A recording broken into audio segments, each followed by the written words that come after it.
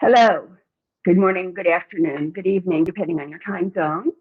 My name is Rev Sharri Johnson, and I'd like to welcome you to Global Focus Today, where we discover the path that ministry is taking in today's ever-changing world.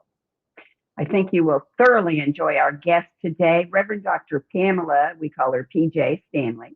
She is the Senior Minister of Harmony Spiritual Center in Fort Worth, Texas, and is an ordained New Thought Interfaith Ministerial graduate of Emerson Institute of Theology. She has an undergraduate degree in organizational management, a master's in religious studies, and a doctor of divinity in transformational ideology focused on the transformational power of unconditional love. Golly, that sounds scrumptious. Reverend PJ is a sought-after speaker and workshop presenter on the topics of clarity, conviction, and courage. What's next, uncovering what's yours to do, and developing core communication skills for couples.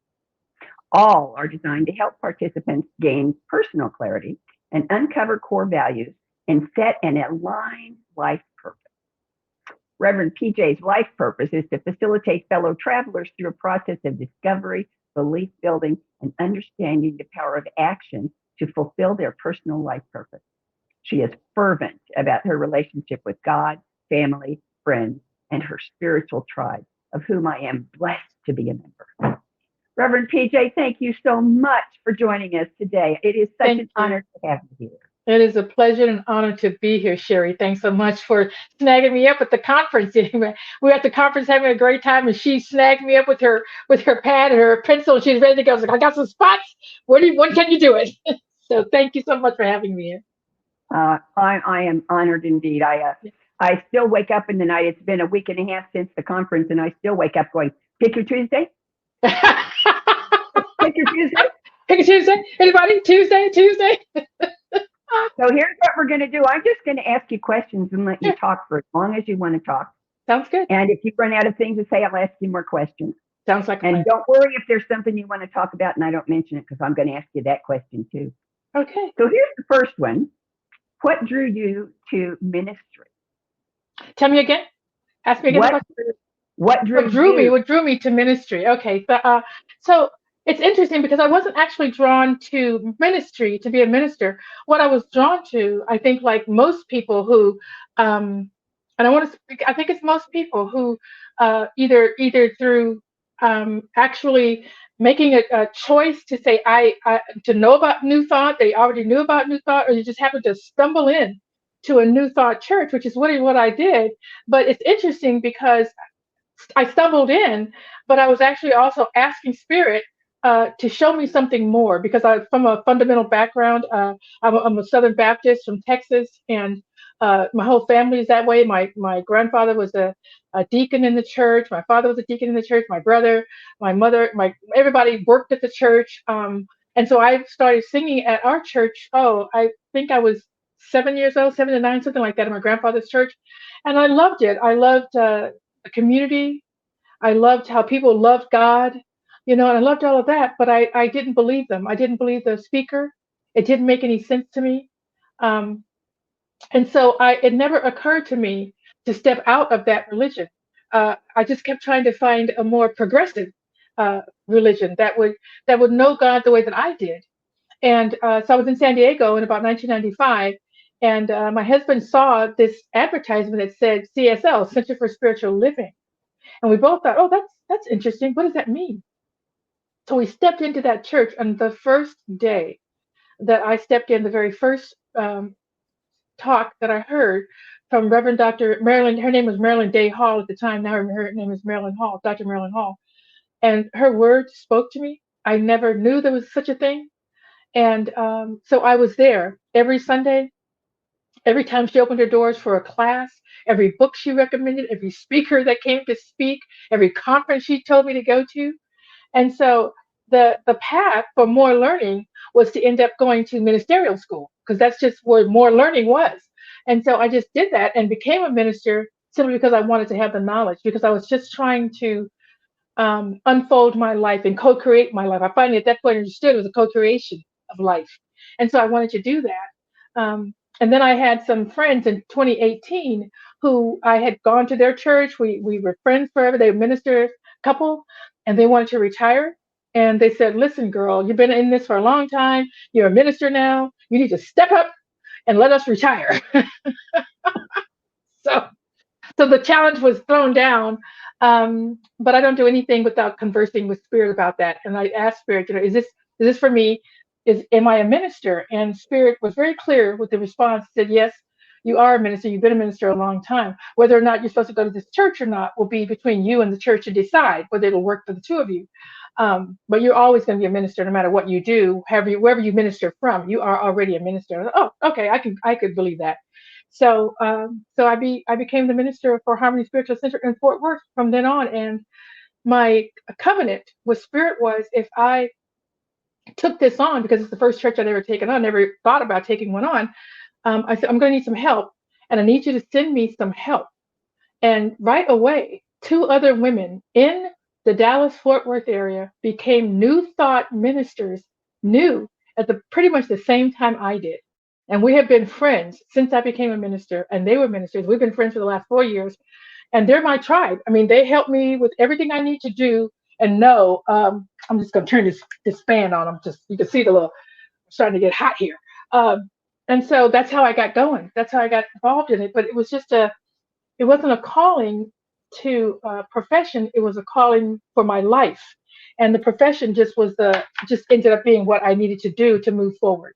So it's a long way around that question you asked, but that's really how it happened. So what I'm hearing you say is you didn't become a minister. You woke up to the fact that you were one. I thank you. That is exactly what happened. I woke up to the fact, Spirit woke me up to the fact that I've already been doing it, and actually been doing it my whole life, but just didn't realize it, didn't call it, didn't label it as anything. Just that's what I was doing. So it was a natural fit. Well, then I'm going to ask you because the whole story fascinates me, and that is once you got into New Thought and accepted the idea of leading a congregation. I am sometimes tact challenged, and I don't want to offend anybody, but I'm curious to know how you do church differently from the church you ran away from when you were little. Okay, so well, it's the whole idea is the New Thought arena is very different. So one of the biggest things, and I talked about this at the retreat a couple of weeks ago, was that what I noticed about my fundamental church was that on Sunday everybody was talking about how great God was and all of that, but then they also talked about how throughout the week, the rest of the 6 days of the week, how miserable their life was, how difficult life was, how hard it was. Um, and I couldn't understand that because I just thought, well, how is it so great on Sunday, but you can't seem to take that with you during the week? And what is different about that? So what is different about New Thought, and I don't think it's particularly my ministry, but just New Thought ministry, is that it's such a it's a 7 day a week spirituality. It is it's a living thing, and it goes with me everywhere I am, every moment of the day. And the challenge is always to uh, consciously remember who I am, consciously remember who we all are. And as I go through the day, connecting consciously with other godlings, if you will, other individualized expressions of God. And so that's what's different. And as far as my ministry is concerned, I think and I don't know that it's different because I never really talked to people, but I can tell you what my mission is to be authentic about what I talk about and to be walking the same walk that I'm asking the people who are listening, the audience, the members of the church to walk. So I'm not saying that these are the universal principles or these are the principles for New Thought or the principles for Science of Mind or these are things Ernest Holmes did. I go out every day and say, how does this work? How does God show up as me? Just this past week, I did a talk and I was reading uh, uh, Mother Teresa's prayer every single day, and that she prayed every day, and I loved it. So I'm taking it on as one of my own, and that is God shine through me, so that whoever I speak to can see you in me, and that's the hope for me is to always be speaking as God through God from that God is speaking through me And so that's I don't know if it's different, but it's the focus of my ministry. So, again, what I'm hearing is that you are not a the minister of Harmony Spiritual Center. You are a minister who happens to lead Harmony Spiritual Center, but you're That a is exactly how minister 24/7, 365. that is exactly how I feel about it. I really feel like I am a minister, and then if you come there, because I what I know is, here's another thing that I say all the time: you can't answer a question that isn't being asked. So that means that if you are searching for something and my words resonate with you, then I can be someone that can help you. But if my words don't resonate, then I'm not for you. And that's Right. okay too. Just keep going, just like I did, until I found and heard words that resonated with my truth, which is what Reverend Dr. Marilyn Day Hall did when she spoke. Her words resonated as truth with me. And that's all I'm trying to do, is to call forth to me, with the law of attraction, those like minds who the words that I'm speaking, the way that I'm trying to live, the values that I hold resonate with you. And so then we are a tribe. So we're a tribe. And perhaps I can help you on the way. So, if you were asked to, and you are right now by me, asked to describe who it is that your ministry serves and how you reach them, what would your answer be? I think I'm reaching people who are searching. They're searching for a better life. They know already, somehow within themselves, they know there's something better. They know there's something greater. They know they're here to do something more, but they're not really clear. Either they're not really clear what that is. They haven't actually owned the gift, because all of us have not just one, but many gifts. They haven't actually owned the gift. There may be some negative, and lots of us have been raised with these negative thoughts that were put into our heads by someone we cared for, someone who loved us, someone who was trying to protect us, and so we don't own it. Certainly, the the fundamental group that I was raised with made this whole thing where if you claimed your gift or even said that you were good at something, then it was that whole pride that goes before the fall. So you're being too proud. Who do you think you are to say that you could do these things? I am a child of God. That's who I am. I was created to be creative. And so to not honor that, to not move forward and own the gift that God has given me um, is not being who I actually am. It's not showing up. It's who I am. So what I want to do is to be a positive uh, affirmation for people, to affirm what I see in them. When I see them doing their God thing, when I see them doing sharing their gifts, I share that with them. This is what I see in you. This is how I see you. I believe you can do these things. I know that you can, and I'm here to help you. What do you need? How can I help you? And so who are the people? That was the original question. Who do I serve? Those who are seeking something greater, those who are open for something greater, and those who are ready for something greater. Because it takes a lot of courage to step into yourself, to step into yourself, to look at what it is that's holding you back. And really, it's within you. Whatever it is, it's your self talk. It's whatever those things are that are holding you back. And the hardest journey we ever make and continue to make is to revisit who we are and whether we are living up to the claims that we say that we are, and who we say we want to be, and the values we hold. And constantly looking at that and reevaluating that and say, what's next for me? What what does God's spirit or even my own soul have for me? And am I ready to step into it? All righty. So you just led me right into my next question. And there are two questions that I ask all my interviews, just because I'm curious, just because I want to know, and this is one of them. How does your ministry support and contribute to conscious evolution? So I don't I believe that evolution has to happen one person at a time. So there's no point in talking about how the world is going to change, how we're going to have peace on the planet, how we're going to be generous and living abundantly if individually we are not. So one person at a time. every person that I meet, I'm trying to, and who says that this is where they want to go, talk about how their lives can be better. It's about, because once you've raised your consciousness, then your consciousness is raised. And everywhere you go, that energy of raised consciousness you take with you, and you're automatically raising the level wherever you go. And so it's one person at a time that you're helping, that person then goes out and helps more and more. So so that's what my vision is for raising the level. I'm not trying to do thousands and thousands of people. I'm trying to deal with every person that I meet.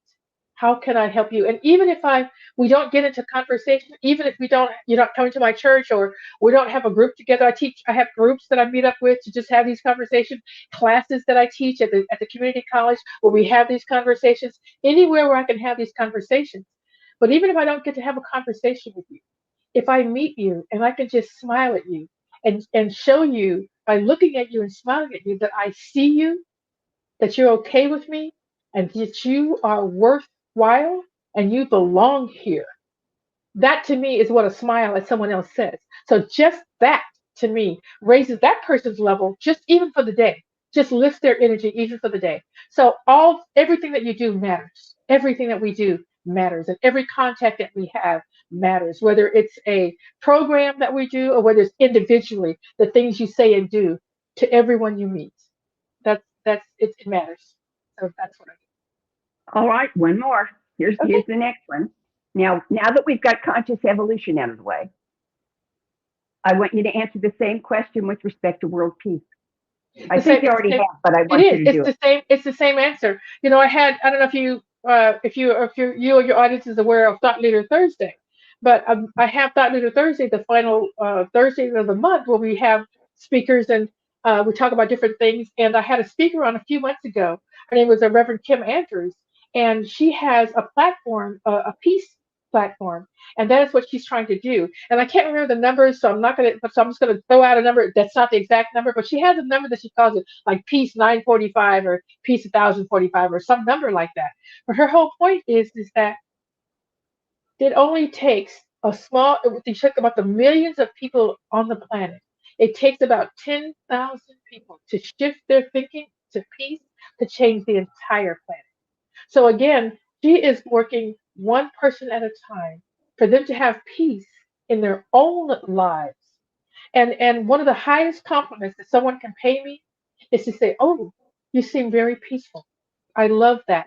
They don't really know what a huge compliment that is to say that I'm peaceful, because wherever you go, whatever you do, you're taking that energy with you, whether it's the energy of joy, of peace, or even of anger or upset. Whatever you have going on, that is going with you, and that is intermingling with the other energy that's in the room, that's in the space, that's with the people that you're with. So, peace is going to happen one person at a time, and it begins with you being peaceful in your own life, and sharing that peace as you go through your life. So my goal has been for 30 years now, more than 40 years now, since I first discovered it, the finding the human hundredth monkey for world Yeah, peace. correct. Correct. That's what you just described. That's exactly what that Find is. the human hundredth monkey. The And only way to find the human hundredth monkey is to keep piling up monkeys. exactly. And that's exactly what my friend is saying. Just all of us, we just keep just one person, one person, one person. And when she talks about it, and I love this, it really resonated with me. She said her whole life she thought being quiet was peaceful. But an absence of noise, or being quiet, is not necessarily peaceful. She could be silent. She could be silent and still be raging on the inside. And so when she figured that out, when she found out that she was very quiet and low key, but still raging on the inside, so what is this about? That's when she started walking this peace walk and realized she needed to do that, because she didn't actually have peace in her home. She thought she did because it was very quiet there, but it wasn't. Yeah. And so you have to know that for yourself.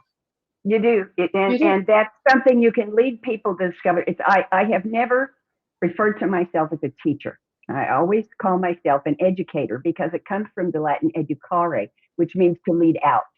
Okay, right. Everything we need to know is already in there. Somebody just has to lead it out of us. Exactly. And Exactly. world peace is going to come from. Is right. somebody's going to lead that 100th monkey out, and it's not going to happen little at a time. When the 100th monkey flips over to peace, the entire world Then it's done. It's done. Correct. is done. Correct. So that's wonderful. So my next question is, just for personal, in case somebody needs to know this, do you live stream your Sunday services? I do. We do. We obviously started like everybody else when COVID went down. And so we continue to do it because it seems to be a service. There's a whole lot of chit chat about whether you should or you should not, and there's a thing that says, if you don't have at least 300 um, members or 300 people coming, you don't have enough money to actually do a live streaming well. And so our production is probably not very good, and we certainly I'm take. not going to affirm that. Huh? Yeah, I I know. think you're doing anything that wasn't very good. Okay. so, but we have discovered that people who can't get there on Sundays, who for whatever reason either out of town, they're on vacation, all a number of reasons, or can't even watch it on that day, that they can't, and they go back and watch it. So we have a lot of people that have come and said they really appreciate the fact that we live stream it. So we'll continue to do that as long as it seems to be a service. We'll continue to do that. Well, then what I'm going to ask you to do is to please send me personally the information of the time and the link, because I run an online spiritual practice directory. There's no cost on it, but I will put it on there, and then people will be able to just click on it and be at your service. Yeah, that's great. Okay, I'm writing a note to myself right now. Excellent. Okay, so let's see what's left. Oh, my favorite question. Suppose, I'm asking you to suppose something I know you already know is true. You could make a demand on the universe in the full knowledge that no matter what your demand was, it would be granted. Or for the human race, doesn't matter which. What would you wish for? What would you ask? What would you demand? I would actually, the demand is that, and here's the thing, here's what I know about demands in the universe. Everybody has free will. So it's difficult to make a demand for someone else unless they want it, right? But the demand would be twofold. One, that everyone would desire to know God for themselves. That's the demand that I would ask, that everyone would have the desire to know God for themselves, whatever they would call that. Because I believe it's key that people get that they have power within them. And knowing God or spirits or whatever you want to call that, which is greater than yourself, is key and critical to you owning your greater self and living up to your full potential for the gifts that you have, for the service that you can provide. I really believe that we are here on this planet to serve one another. And I think our gifts are simply the vehicle through which we serve. But our purpose, I think we all have the same purpose, and that is to serve one another. We get confused about thinking that the gift itself is the purpose, but it's not. It's the tool to use, the vehicle to serve. And so that you can have fun, but you can have fun while you're serving. I think when you realize what your gift and gifts are, then you have a great deal of fun going forward using those gifts. But if you could use those gifts and they serve and help somebody else find their gift, that's where true happiness on the planet, peace on the planet. I mean, what's to be upset about if you are living the life of your dreams? And I believe knowing God takes you to a place where you can believe that you are here to live the life of your dreams and your imaginings. So that would be my demand on the universe, to put that desire in everyone and courage to own your gifts and to live the life of to know God. So that's what I would do. Wow, that's a wish I'm happy to see fulfilled. Yeah. So I'm going to ask you just a couple more questions, Sure. short ones. What would you say? And I'm going to do it backwards. What would you say is the greatest gift you have received from saying yes to Harmony Spiritual Center? Yeah, that's a good one. I I I think it's just I think the biggest gift is realizing that there's no end to to the learning and to the understanding and to the continuation of more gifts to come. When I started, I thought, well, I have a gift of, I can sing and I can speak and but more and more gifts come up, and I get, because of the people that I'm trying to help, other gifts show up, and so my the gift of discernment, the gift of clarity. I'm really good at helping people be clear about who they actually are and what they're actually wanting and what they're really praying for. There's a prayer, but then what's underneath? What's the prayer underneath the prayer? What's the real reason that you're praying for this? What do you really want? Who do you really want to be? And I have really good clarity about that. So I so the unexpected gift for me is the continued growth and how much I am growing, the people around me are growing, and there's no end to the evolving life that we get to have. You think it's going to get to a place and then that's it. But every time you get someplace, there's another place to go. There's more learn. There's more evolution. So it's the constant evolving and learning and knowing that in each step I'm going through, Spirit is leading me through it. I know my sister says this, and I really love it. She says, God will not lead you to something He won't lead you through. I love it. And so I'm being led to and through so many things in my life. And so I'm confident when I share with people, if they're ready to go, Spirit won't leave you. Spirit is right there with you. If every step you take, Spirit's taking 10, 20, 100, you name it. It's always happening. And I can speak from a place of knowing, not believing, knowing. And that's a very different place to be. I love that. Okay. Next to the last question, what do you see as the growing edge of your ministry?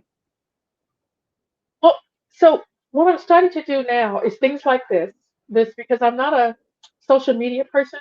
You know, I think people of a certain age, we didn't grow up with that, so I'm not the one. I don't jump on Facebook a lot or constantly taking selfies. It's not something I was raised with, or so I'm having to learn how to do that.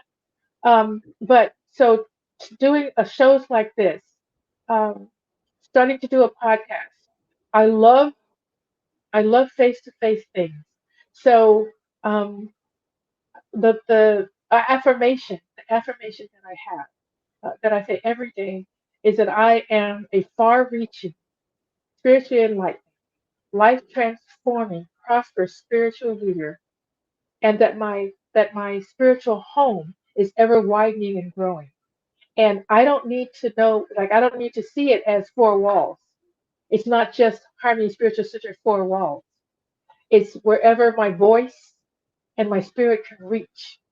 And so that's what it is for me. I'm looking at things. I'm teaching classes at the community college, which I just was doing it for fun, but the classes are growing because the class doesn't end up being about what I say the class is about, what I'm thinking the class is going to be about.